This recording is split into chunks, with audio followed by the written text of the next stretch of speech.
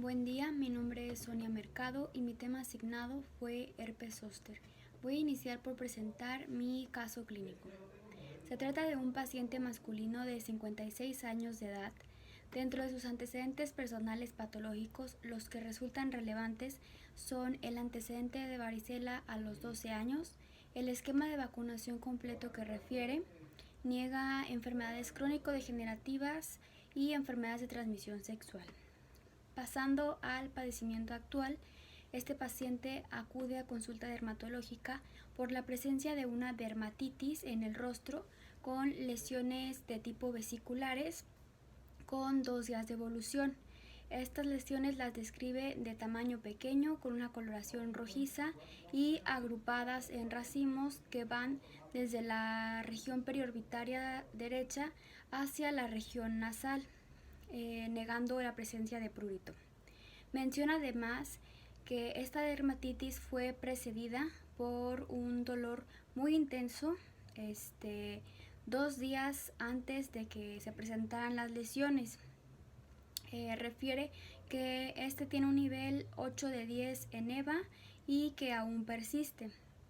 Menciona además que el dolor sigue la misma trayectoria de las demás lesiones. También han presentado síntomas generales de astenia, cefalea y fiebre no cuantificada. Durante el interrogatorio se cuestionó sobre el aparato de los ojos. El paciente negó la presencia de inyección conjuntival, fotofobia o alguna alteración en la visión reciente. Pasando finalmente a la exploración física, se observó una dermatitis localizada ubicada en la cabeza, específicamente en el rostro unilateral derecho, en la región periorbitaria superior que sigue muy proximal al conducto lagrimal, pasa por el ala nasal hasta llegar a la punta de la nariz. Las lesiones son polimorfas, son vesículas que tienen un diámetro de 2 a 3 milímetros, se asientan sobre una base eritematosa, se encuentran agrupadas en racimos que siguen la misma trayectoria, no sangrantes, ulceradas o pruriginosas. Ahora voy a pasar a explicar mi tema. El herpes zóster es una enfermedad infecciosa aguda y autolimitada que se trata de la reactivación del virus de la varicela zóster.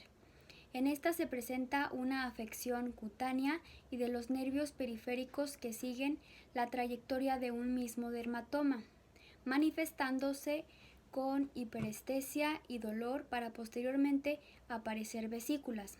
Cabe resaltar que el herpes zóster es mucho menos contagioso que la varicela, sin embargo, la vacuna contra la varicela no protege contra el herpes zóster.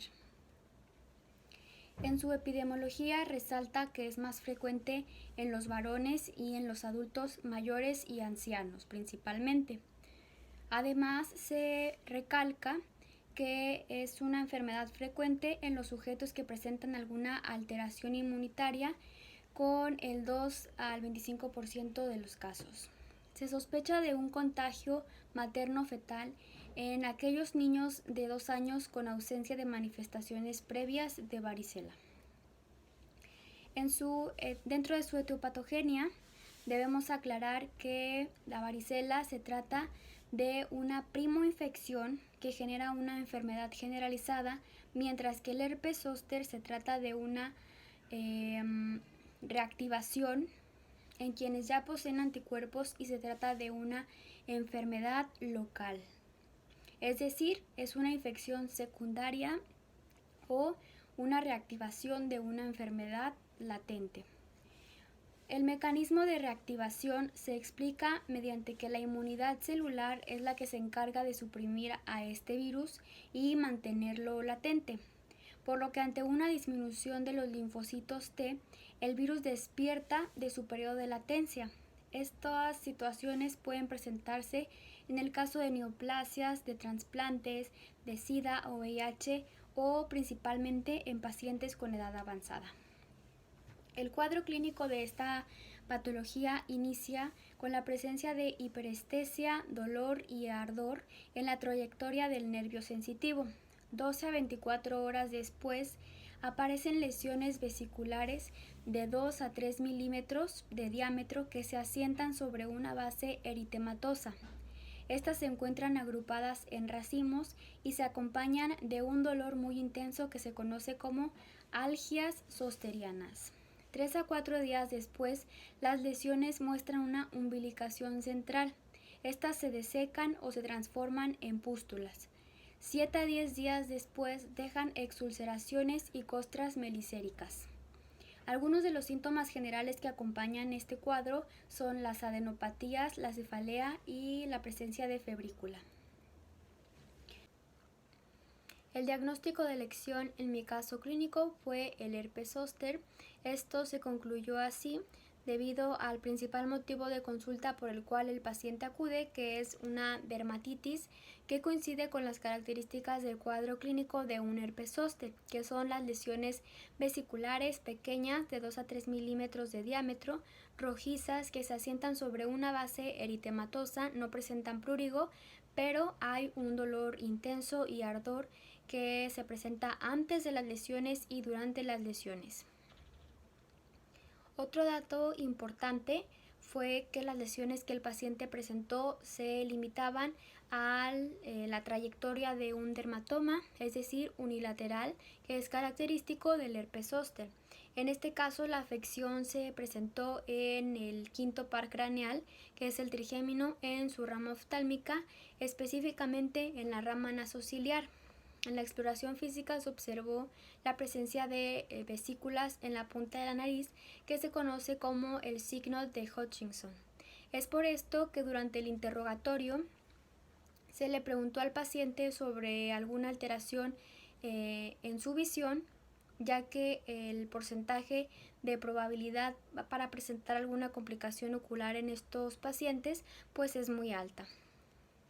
Sin embargo, pues el paciente no mencionó que hubiera alguna afectación reciente. Los síntomas generales acompañantes que el paciente mencionó coinciden: la astenia, la cefalea y febrícula. Finalmente, se correlacionó el caso clínico con los datos epidemiológicos del herpes zóster.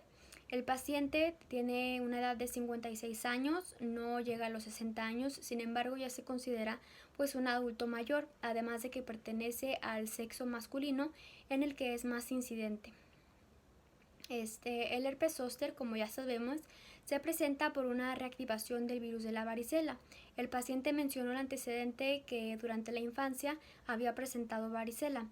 Es posible que el virus se mantuviera latente y presentara una reactivación hasta este momento por alteración en su inmunidad, no necesariamente por alguna patología, simplemente por inmunosenescencia, un proceso pues fisiológico de la vejez. El paciente también mencionó que su esquema de vacunación estaba completo, incluyendo la vacuna de la varicela. Sin embargo, pues recordemos que esta no otorga ninguna inmunidad ante el herpes zóster. Entre los dos diagnósticos diferenciales se incluye lo que es el herpes simple. El herpes simple es una enfermedad infecciosa producida por el virus de herpes simple 1 y 2 que afecta piel, mucosa oral y genital. Se consideró como un posible diagnóstico por la similitud de las lesiones con el herpes zóster. Puede presentarse con ampollas o vesículas que se asientan sobre una base eritematosa.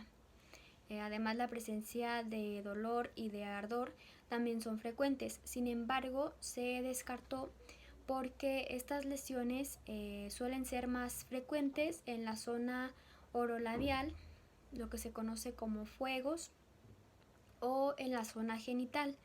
Además de que se presenta mayormente en adultos jóvenes y que debido a que al desaparecer no deja alguna inmunidad, pues las lesiones son muy recidivantes y se presentan con frecuencia.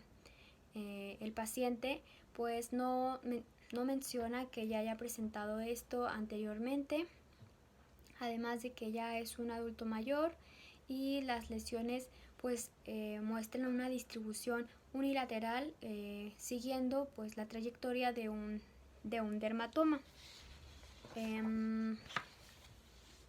Otro diagnóstico que se incluyó fue el eritema multiforme. Esta es una reacción de hipersensibilidad autolimitada muy infrecuente y que se da ante algunos fármacos o ante algunas infecciones.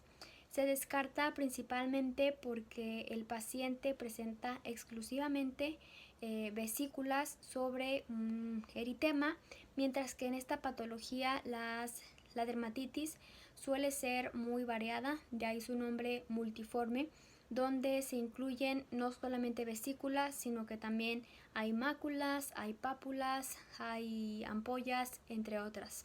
Además de que la distribución no es unilateral, no sigue un dermatoma y la presencia de dolor antes de presentar las lesiones y durante las lesiones no se da.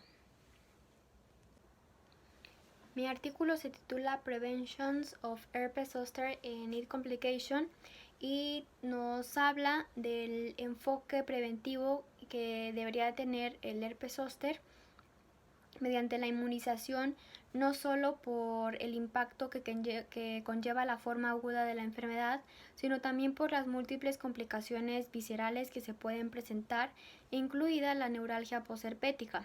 Recientemente se obtuvieron datos que evaluaban la efectividad de la vacuna Zoster y se demostró que previene del 54 al 67.1% de los casos de herpes zóster en sujetos mayores y que previene del 60.5 al 69.1% de los casos de neuralgia posherpética. El herpes zóster representa un problema de salud importante por su estrecha relación con la edad de la sociedad.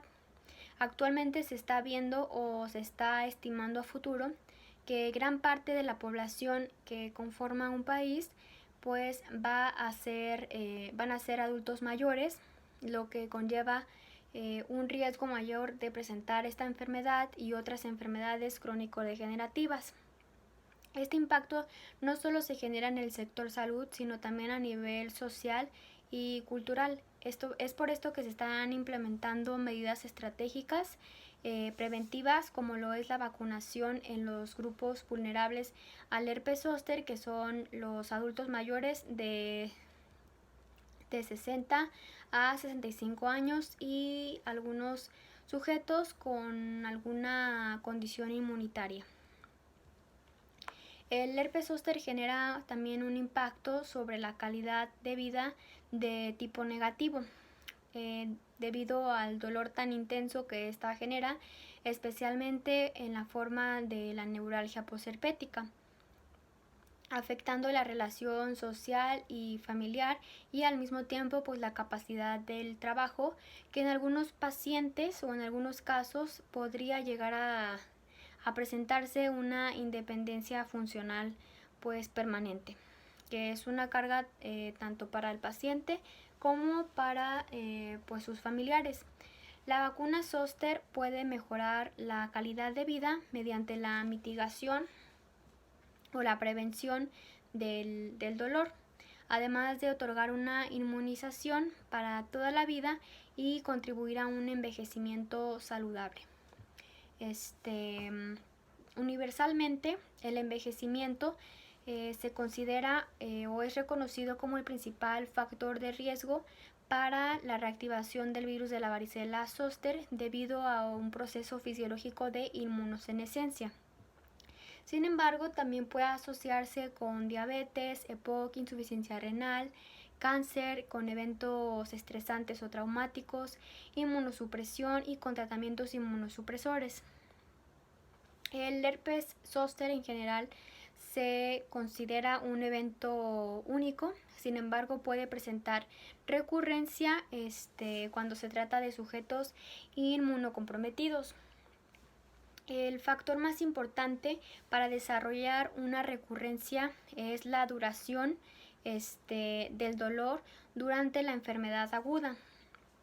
Los casos que experimentan dolor durante 30 días o más tienen un riesgo mayor de presentar recurrencia, especialmente en 3 a 4 años después de que se presentó el herpes zóster.